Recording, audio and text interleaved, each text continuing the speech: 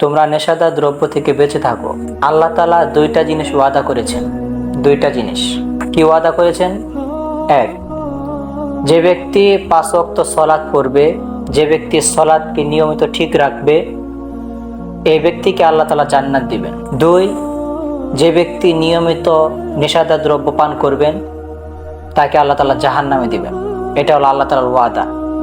আল্লাহ তাআলা যখন একবার ওয়াদা করেছেন এটা করবেই, কারণ এটা আল্লাহ তাআলার ওয়াদা।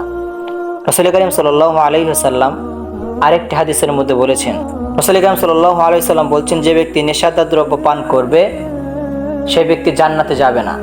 কয়েকটার কথা বলি আমি, সেগুলো দুনিয়াতে হতে পারে বিড়ি, সিগারেট, জর্দা, গোল, তামাক, আলা, পাতা, ডাল, হিরোইন, মদ, বাং, গাঁজা, ফেন্সিডিন, ইয়াবা, ডিন্ডি, beer, spirit, speed can, Tiger, Black Horse ইত্যাদি। কুল্লু মুস্কিরিন হারাম, এগুলো খাওয়া একদম হারাম। এগুলো যে খেয়ে তওবা না করে মারা যাবে ওই ব্যক্তি সরাসরি জাহান্নামে চলে যাবে।